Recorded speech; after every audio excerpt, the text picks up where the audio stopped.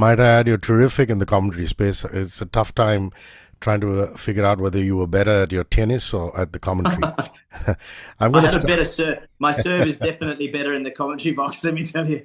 I always feel with Novak that his prep has always been perfect. He knows where he's at. What that tells me is he wants more matches under his belt, and he'll have done the work so that physically he's ready to do that and then come into the Open at his best.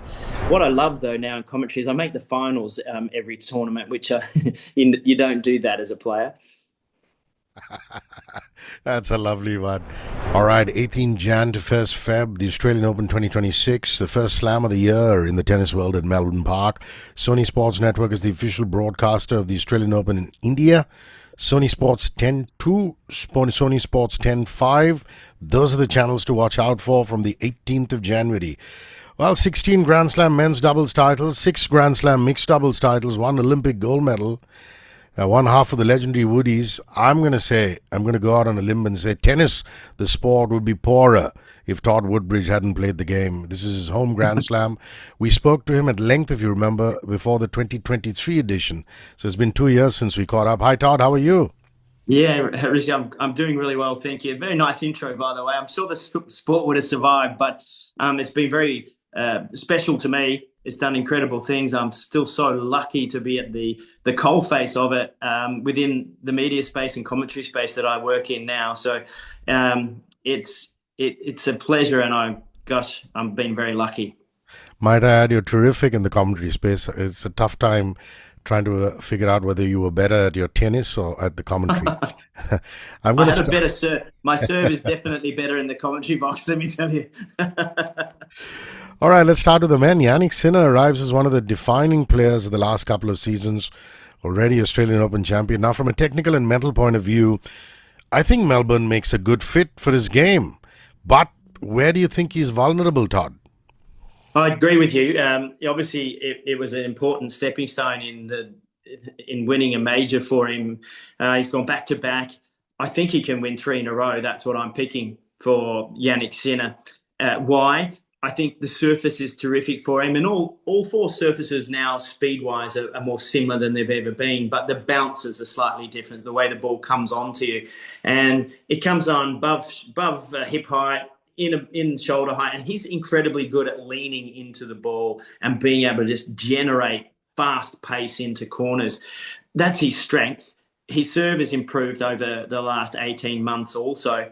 And where is he vulnerable? Well, he's been vulnerable in the past if you could get him moving forward, if you could get him to come towards a slice backhand and not allow him to really hit and rip. Now, Carlos Alcaraz is one of the few players in the world that is able to do that through his slice backhand.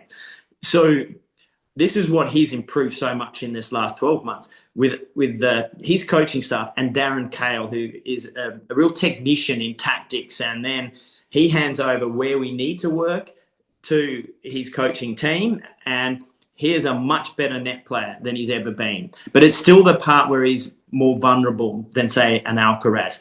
So if he comes forward, which he's happy to do now, but you always can make him play an extra volley, you've got a chance of staying in there. So sometimes when you play him, don't go for an outright pass if you can't make that ball. Let him get a racket on it.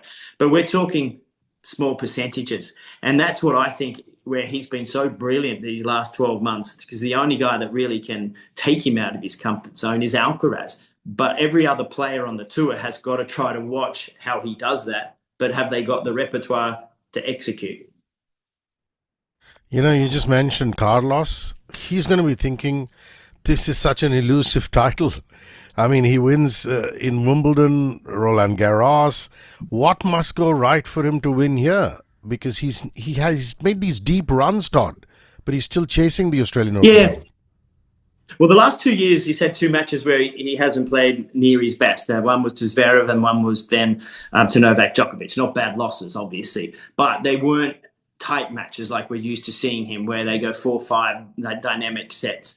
I feel that a lot of that has to do with the prep coming in. Hopefully, he's played a busy schedule post the ATP finals. He's been off playing some exhibitions.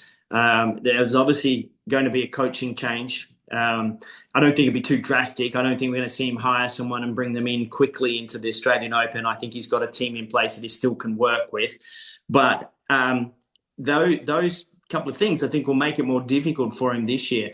But if he's fresh, and the one thing you notice with Carlos is if he is happy and enjoying himself and in good space, he plays great tennis. So that's really, really important for him.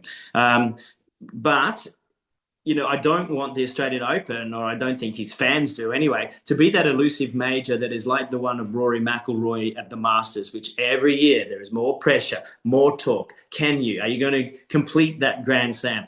What he would really love to do is to get it out of the way sooner rather than later, and then he can concentrate on winning multiple majors around the world at Wimbledon, French, US Open. But this is going to be a challenge, and I think this year might be difficult for him. What signs would you look for in the early rounds, Todd, that tell you that Novak Djokovic is on? I mean, his relationship with your Open is almost mythological. Yeah. Well, firstly, what tells me he's serious is he's going to Adelaide and he's playing there. Yeah. And I always feel with Novak that his prep has always been perfect. He knows where he's at. What that tells me is that he wants more matches under his belt, and he'll have done the work so that physically he's ready to do that and then come into the Open at his best. What you see with him, for me, I mean, he knows how to win matches playing less than perfect, more than any player we've ever seen. But I look for him at the ball striking of how he hits down the lines. That for me, in the commentary booth early in the tournament, if he's finding his mark with forehand and backhands down the lines early within rallies, he's confident. And if he's going cross court more often, he's still building his quality of ball striking, and that tells you where he's at mentally. So they're the early signs in those matches. We know he's going to get through matches because he's just great, but it's whether he can do that. Get easier matches, less time on court, because the biggest issue he had this season in 2025, by far and away the third best player in the world, by the way, was that by the time he got to the semis, he wasn't as fresh as he needed to be. So we need him to be able to get there and have enough in the tank. Todd, I actually saw Danny Medvedev play last night here in India. I don't know if you know this, but Medvedev and Kyrgios and Monfils, they're all here for Mahesh Bhupati's Tennis League and having lots of fun, the boys. But my question to you is, I mean, here's a man who's reached multiple finals here but hasn't lifted the trophy. It could be termed Melbourne, his most frustrating slam or his most encouraging. I don't know.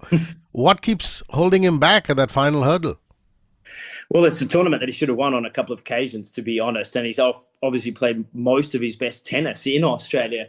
I think what happens now for him, though, is will I? He's got the same mental state, perhaps, as what Alexander Zverev has had, is that I've been a great player. I've been deserving of winning majors. So, of course, he's got one, but you get so many opportunities, and then Father Time kicks in, nerves kick in, and you start to think, well, maybe I'm as good as I've ever been. And he's been close. But what we've seen from him, really, I mean, we know how difficult he is to beat, but mentally at times he just lets it all go, and that's part of his. It's part of what makes it interesting in watching him, to be honest. But is he coming in with the form that says that he's likely to be able to win at the Australian Open? Probably not. But he also, for me, is a great tactician and understanding of when he does find that moment, he's the dangerous one. He is the one capable of an upset. But he's going to have to sort of turn around what last year was, a disappointing year for him. I hope he does, because at times where he's a little embarrassing to watch, he is a character to watch, and it's that yin and yang that he brings to the sport which makes him entertaining. I'm looking for a breakthrough player here. Zverev, Rune, Rublev, Tsitsipas, they're all going to arrive with very different narratives, Tom. Which of these do you feel is most likely to finally break through the Aussie Open? None of them. That's an honest answer. Yeah. I mean, if you look at it in a way of Alcaraz and Sinner, they can't keep making every final. So that's where there's that break in opportunity. I think the most likely one, who I think has the best head on his shoulders to cope and deal with it, is Casper Ruud. But he hasn't actually played his best tennis at the Australian Open. The court surface is somewhat in between the clay that he's played brilliant on and a US Open where the ball comes at you a little quicker, which he also likes for his forehand. He's able to use it. It's more of a medium-paced court, which has given him a little more trouble, which has been surprising. But I think when you talk about maturity, expectation, understanding your game, and what he brings week in, week out, Casper is the most likely of that group to be able to get through if something happens. He's really a lot like our Spanish friend, and you're going to help me because I'm having a mental blank, who was in the Rafa era. Come on, you can help me here. Juan Carlos. David. Gauff. Yes. Gauff, yeah. David Ferrer. He's in that mode that if something happens, someone gets injured, he's going to be there to do that. And I think the other, I'm biased, but the other one who brings the ability to compete at the level is De Minaur. Now, can he beat Carlos and Jannik back to back? Well, it seems like nobody can at the moment, but can he beat one? Maybe. He's not. His Sinner record isn't that great, but everyone else that you mentioned, he's got a chance to get through. So it's going to be interesting. It's going to be tough. But in all honesty, if Sinner and Alcaraz turn up in the form that they've played the last 12 months, I think the Australian Open will have the fourth final in a row of those two going head to head. I'm going to move to the women. Now, Iga Swiatek has dominated all other surfaces, and Australia is that big puzzle for her. Tough puzzle. But a lot of the former Indian players, Leander, Mahesh, Ron, they all say that she's made a lot of improvements lately. You think those improvements would finally make Melbourne her slam? Definitely could. There's no doubt. I think with Iga, the standout moment was winning Wimbledon. I did not see her really winning Wimbledon. Yes, she was going to always be close, but would she? I didn't think so. But what Wimbledon showed was that with the right preparation, she can win them all. And I think there's no reason why the Australian Open isn't hers to win. One of the things that I've watched over the last sort of 2 years perhaps is the immense pressure that she puts on herself, her own self-expectation and own want and will to win. Now, every player does that. But I think after losing in a semi at Roland Garros where you all expect her to just win or be in the final, a lot of that disappeared for her. And I think that she probably has found a way to cope with that pressure a little better and mature in the way that she goes about it. And if she can bring that to Melbourne, like she brought to Wimbledon, wouldn't be surprised to see her take the trophy. As far as temperament is concerned, I love Rybakina's temperament. She's so calm. And you were just talking about the bounce of the Aussie Open. Here's somebody, Elena Rybakina, you would say it's tailor-made for Melbourne Park, right? There's a big serve, there's that clean ball striking ability, and of course the temperament. Talk to me about her. Well, I think we saw her come back. She's been through some pretty challenging times that have been well documented. And I think the physicality of her game came back this season where she was hitting the ball like she did when she won Wimbledon, where she was bigger, she was serving better, and she's a danger without doubt. And the one thing, though, that I've always thought post the Wimbledon victory is she needs to find a little fire at the right moment. And, that look down the other end to go, like, I got you, kind of what Iga and Arena do. And sometimes you mentioned her temperament, and it's wonderful to have that subdued temperament, but she needs to find the ebb and flow of that in matches and use it more to her ability. If she does that and that freedom to do that at that moment and kind of rev up and know she's got the momentum, then she's able to win Australia. And the one thing for me in saying that, it probably means playing the scoreline better, because she plays a lot of the tennis the same way. And when it's working, it's great. But there are times in matches where she doesn't play the big point the right way. It's a little either too hit and miss, or, as she's not a conservative player. So sometimes you've got to go tactically, give yourself more cross-court balls where you can hit it hard, but you're not taking it down the line. You play better percentages, and that's what's crucial for her to go well. That's a wonderful point. I never thought of it, about the ebb and flow of the mood, as opposed to just being subdued all the time. The last lady in the ladies' side, Coco Gauff, you think she's matured as a Grand Slam contender? Definitely. What we've seen with Coco is we forget how young she is and what she's achieved at a young age. But her mind is far more advanced than what her age is in terms of experience, understanding, worldliness.